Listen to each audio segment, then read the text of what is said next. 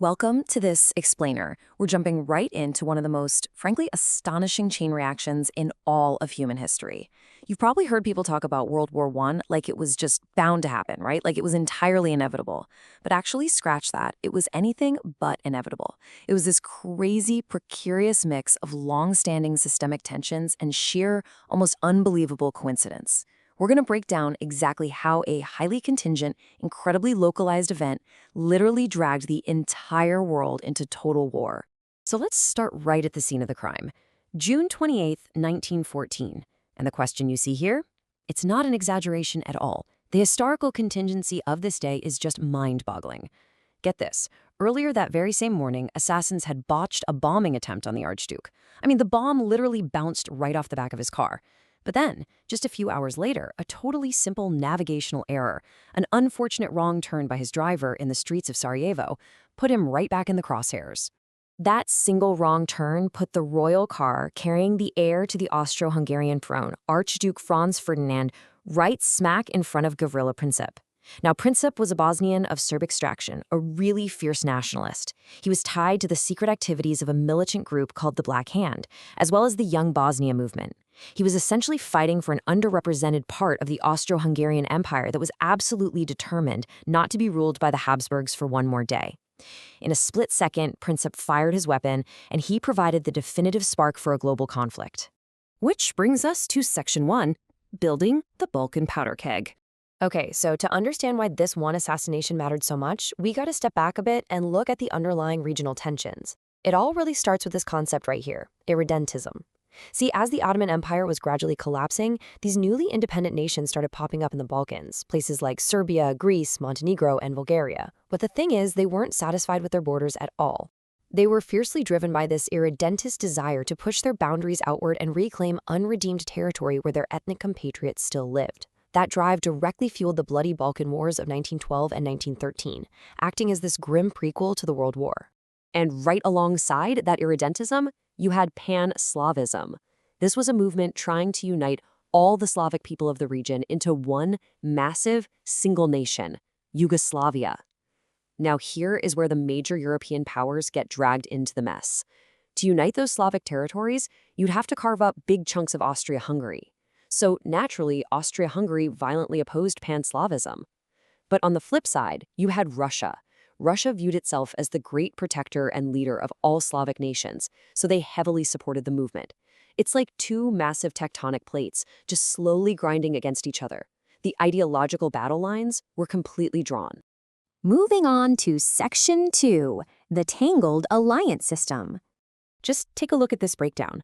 By 1914, the old 19th century balance of power, which, by the way, was supposed to prevent major wars by keeping everyone evenly matched, had completely fallen apart.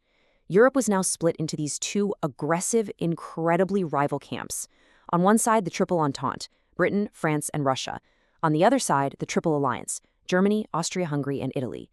These blocs were explicitly set up against each other. They were decisively unfriendly.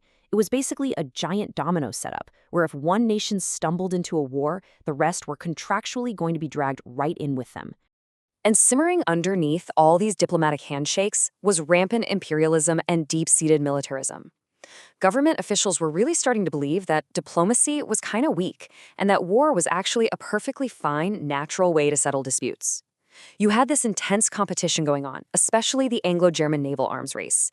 Britain and Germany were obsessively competing to build these elite dreadnought warships. This whole toxic atmosphere of hostility and competition made a massive war feel, well, pretty much inevitable. Let's hit Section 3, the blank check. All right, so the stage is totally set, right?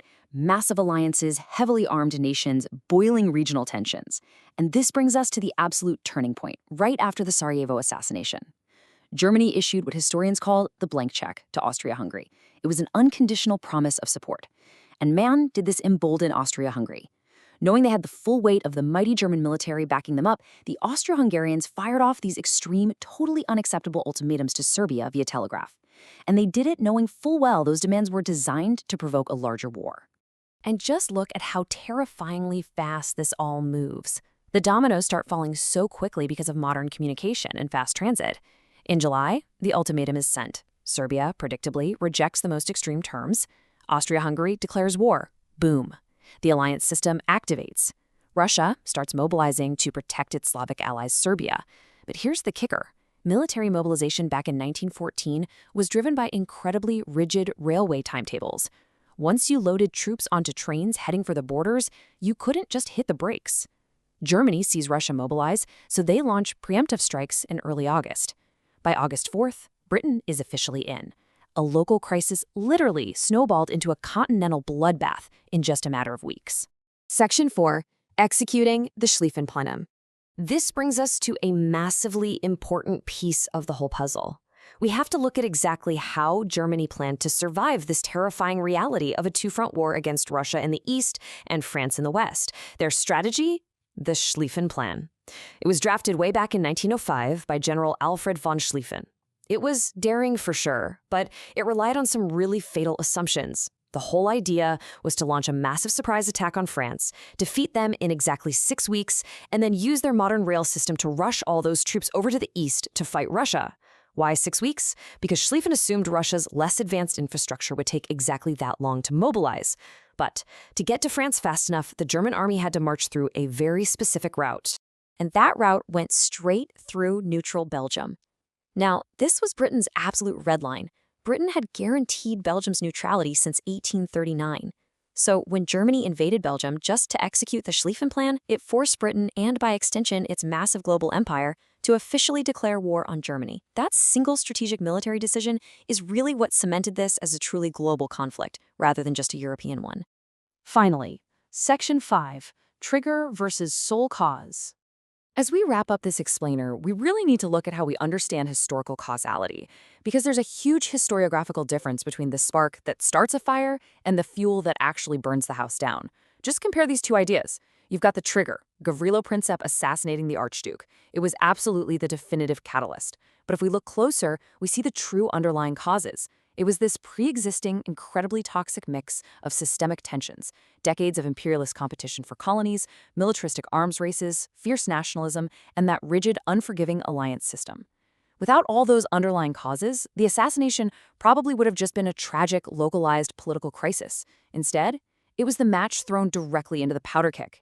So, I want to leave you with this provocative thought to finish out the explainer. If that driver hadn't taken that wrong turn in Sarajevo, if Princip hadn't been standing right there at that exact fateful moment, would the powder keg of Europe still have exploded? Was this sheer global devastation just a tragically avoidable coincidence, a total quirk of a map? Or was it the inescapable destiny of a heavily armed, aggressively expanding, and bitterly divided world just waiting for an excuse to fight? It's definitely something to think deeply about the next time you see shifting global alliances in the news today. Thanks so much for joining me, and keep questioning the history behind the headlines.